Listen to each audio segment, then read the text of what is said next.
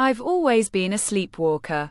But it wasn't until I set up a camera to record myself that I discovered the true horror of my nocturnal activities.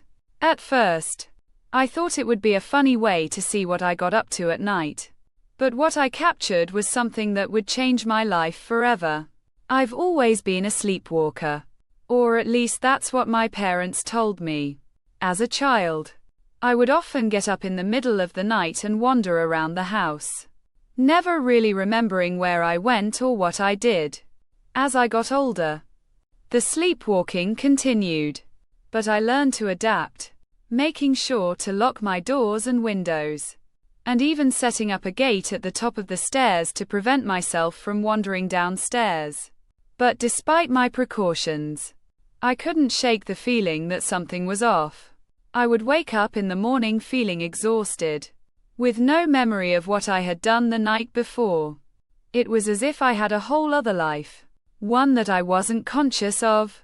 So, I decided to set up a camera in my bedroom to see if I could capture some evidence of my sleepwalking. I placed it in the corner of the room, pointing it directly at my bed, and set it to record throughout the night.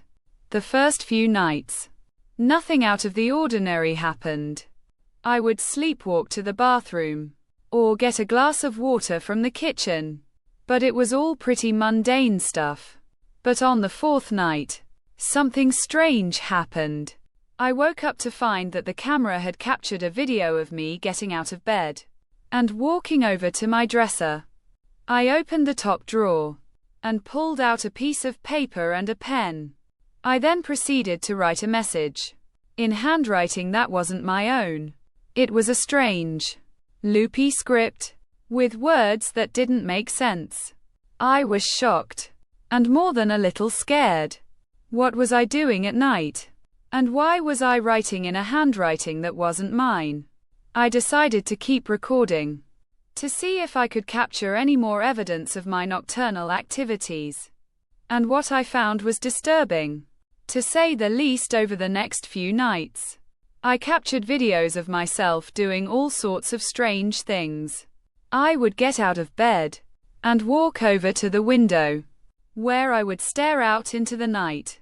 I would talk to myself in a voice that wasn't my own. And I would even laugh. A cold, mirthless sound. It was as if I was a different person, one that I didn't recognize. And then, there were the messages.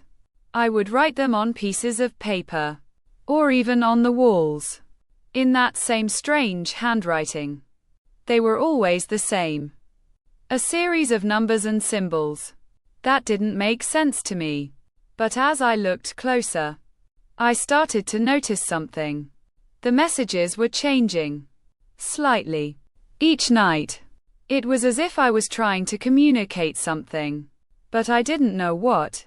I was getting more and more desperate, trying to understand what was going on. I felt like I was losing my mind, like I was trapped in some kind of never-ending nightmare. And then, one night, I captured a video that changed everything. I was standing in front of the camera, staring directly into the lens. And then, I spoke, in a voice that wasn't my own. "I'm still here," I said. "I'm still waiting." I was shocked and terrified.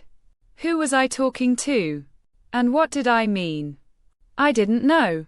But I knew that I had to find out.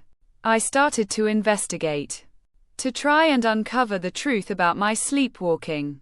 And what I found was disturbing. To say the least. It turned out that I had a twin sibling, one that had died at birth. But as I looked deeper, I realized that it wasn't just a simple case of a lost sibling. It was something more, something that threatened to destroy my very sense of identity. I was no longer sure who I was, or what was real. The camera had uncovered a dark secret, one that I wasn't sure I was ready to face.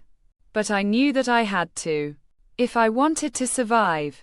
As I looked back at the videos, I realized that I had been trying to tell myself something all along. The messages, The strange handwriting. It was all a cry for help. A desperate attempt to wake myself up.